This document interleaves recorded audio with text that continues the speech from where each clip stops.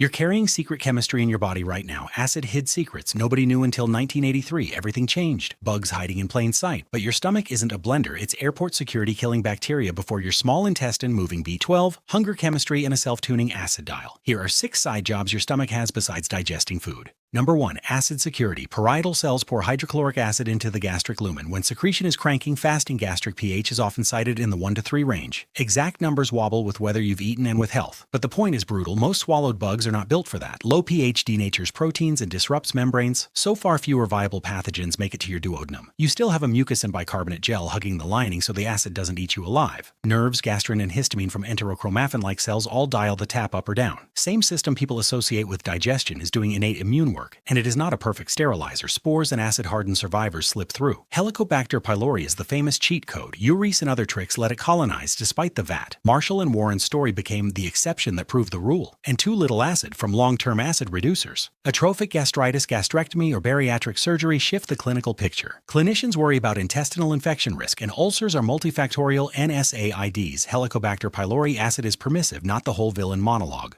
Number 2, B12 Escort. But here's the thing, intrinsic factor sounds like a fantasy novel MacGuffin. It's actually a glycoprotein your parietal cells secrete into the gastric lumen. Dietary B12 gets freed from food proteins with help from pepsin and acid in the stomach, then binds intrinsic factor. That complex rides along until the ileum, where specialized receptors let your gut absorb the cobalamin. Your stomach doesn't keep the prize, it preps the package for downstream delivery. No intrinsic factor or no working parietal cells, and you can eat B12 all day and still tank. Think total gastrectomy or autoimmune wreckage of those cells and pernicious anemia. The blood work looks like anemia, but the origin story can be a stomach job. Absorption isn't in the stomach, it's stomach logistics, ileum receipt. Vegans aren't fighting IF, they're fighting intake, which is its own lesson in how finicky B12 is end-to-end. Number 3, hunger pings. Ghrelin is a peptide hormone. A major source is the stomach, especially fundic enteroendocrine cells. It binds the growth hormone secretagogue receptor, talks to hypothalamic circuits, and levels usually rise before meals when you're fasting and fall after you eat. Under the hood, part of I'm hungry is your stomach sending chemical texts upstream. It's not the only voice. Leptin, PYY, GLP-1, habit, and environment all crash the group chat. This is where it gets interesting. Research draws blood and measures peaks. You just feel the notification. After gastric bypass, ghrelin behavior can shift, which is part of why hunger feels different. Not the whole movie, but a real scene. Calling it the hunger hormone is fair shorthand. Calling it the only switch is how people get biology wrong. Number 4, acid thermostat. Gastrin comes from antral G cells. Here's the catch. It helps drive acid secretion through a network that includes histamine from ECL cells hitting parietal cells. Protein and amino acids in the antrum vagal input and gastrin-releasing peptide pathways can ramp gastrin up. Acidification pushes back with negative feedback. Somatostatin from D cells acts like a brake pedal, so your stomach isn't passive. It's group chatting with itself and hormones while your brain listens in. Smell bread, think about pizza, and the cephalic phase can start warming the oven before food arrives. That's anticipation as physiology, not drama. When the system breaks hard, you get teaching case extremes like Zollinger-Ellison, gastrinoma, runaway gastrin, nasty ulcers, and diarrhea. Rare but memorable. High gastrin on a lab slip isn't automatically a tumor. Chronic acid suppression in other states can raise it in benign patterns. One hormone, one light switch? Nope. Integrated control engineering, multiple accelerators and brakes. If you're finding this interesting, consider subscribing and sticking around because I drop videos like this regularly. Anyway, back to it.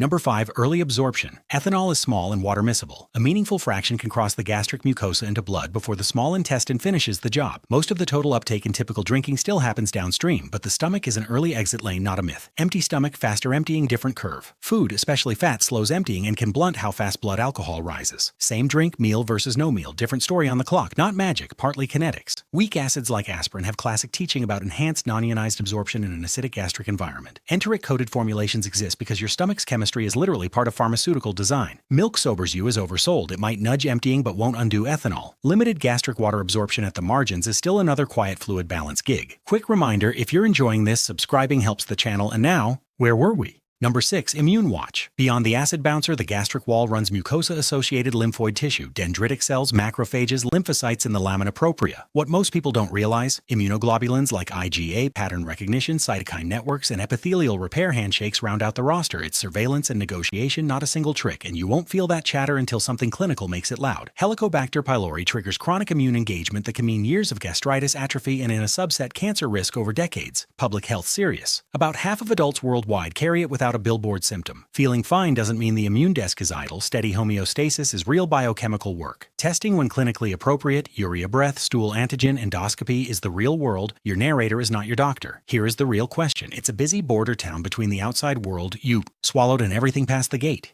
twin layers of chemical and cellular security still adapt to when something slips through. Thanks for watching. If you enjoyed this, subscribe and hit the bell so you don't miss the next one. Which one surprised you the most? See you!